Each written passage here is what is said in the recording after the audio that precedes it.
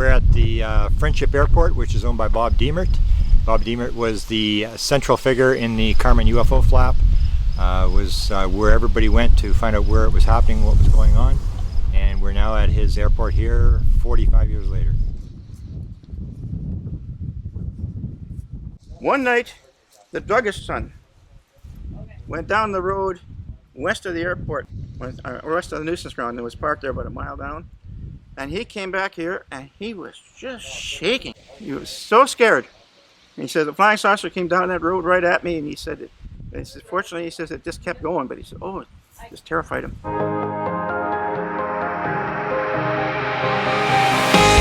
Whoa!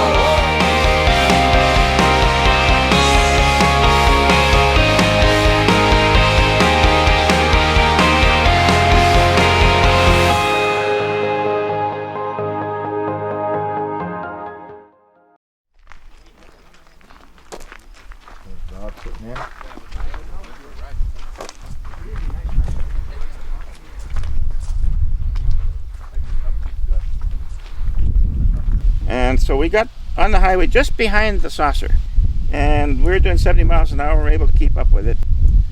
And he's in the back seat, and he's thinking, these guys are nuts. That's an airplane that's going to turn and land at the airport in Morden. And just as he said that to himself, the thing turned to its normal heartbeat, flashing red. So we were just packing up the camera. She had the camera in the middle of the road, and Elaine says, hey, it's coming back. Sure enough, it was. I put the binoculars on it, and it's coming back at quite a rate. And I couldn't see the saucer itself, but I could see the outline of the stars it was blocking out. Yeah. And it had two extremely white lights now on it, on each side, like welding lights. They were so bright. And I handed the camera, or my binoculars, to Sam. I said, Sam, what do you make out of this? And just as I handed them, he says, hey, he says, it's changed attitude. He says, it's flying at an angle now. And he said, it's got a halo around it. Well, we've seen that 1,000 times. St. Elmo's looks like St. Elmo's fire, because when they fire up the ship and electrify it, it ionizes the air around it, so you can see it. It looks like, exactly like St. Elmo's fire. And he handed me back the binoculars, and just then, the one light snapped out, and the other one sucked right down, just like you would shortly, the wiring out in your hangar. And everybody said, hey, it's disappeared. Well, it did to them, but I had it still in the binoculars. And it didn't realize it at the moment, but it was accelerating away from me at a tremendous rate of speed, going south. And it pulled up into a big sweeping turn. It must have been 50 miles to the east. And all I had time to say was, it's past that star, that star, that star. And it was in orbit. But as it was going out, it was getting brighter because it was using less power, and people could see it again. So, I don't know what it had to do with religion, but Sam, who was not at all a religious man, had a come to Jesus that night.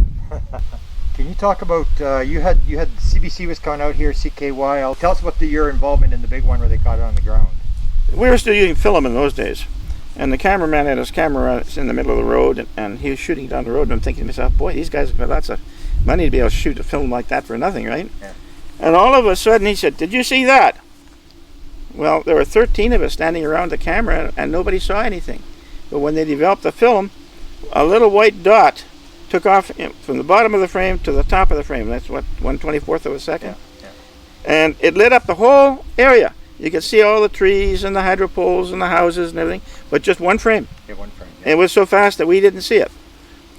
And then there was this half-moon thing that come up over the trees about 2 miles west of us. And it'd go back down, and it would come back up, and it was bright orange. And so Bennett said, well, let's go look at that. So he took his crew, and he went a mile north and then started going west. I took the producer and his wife in the back of my wagon, and we went the other way down. But it was springtime, it was May, and the roads were wet, and we couldn't make any time.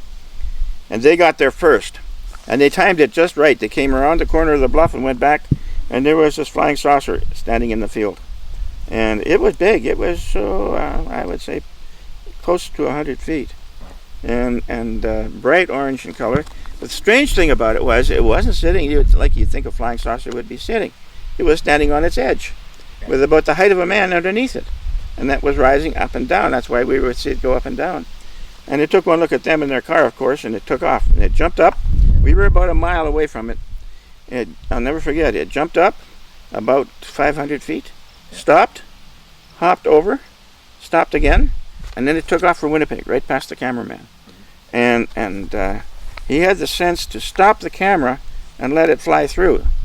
So we had it triangulated so we knew how far away it was, and they estimated the speed at that point already, which was only like 2.5, 3 miles, at 33,000 miles an hour. That's how fast it accelerated. And on the film, like when they're flying slow, they bleep like a heartbeat. And every time they bleep, that's power. That's their lift. When they go fast, it looks like they're a white light just going, but it's like our electricity is 60 cycles a second. It looks like it's a solid light. That's what they're doing too. They just bleep faster. And when you put it on film, of course, you can slow it down and you can see the bleeps. And the other thing also is it doesn't fly in a straight line. It flies in a curved line, in a parabola. And each one of these, each lift, each blip is a lift, and that's why it does that. And what they did is they rearranged the programming on the guidance systems on the missiles. And they don't know to this day how they did it, because that's all hardened against EMP, right? Electromagnetic pulse. So then what happened was that the Russians and the Americans, who couldn't agree at 1975 what time of day it was, got together and signed the SALT II agreements. Well, how did that ever happen? Well, very simple. They decided that we don't have control of our missiles anymore. And whoever does have control of the missiles decides that they like somebody better than us, somebody's going to get hurt, big time. So they got together and disposed of their missiles. Now, I was in the hangar watching TV when they pulled the last missile out of the silo directly south of us here. And that night, my wife and I went out to the hills as usual to watch for Charlie. No more Charlie. That was the end. Charlie was gone. No, they clapped their hands together and said, well, we stopped the war. Time to go home now.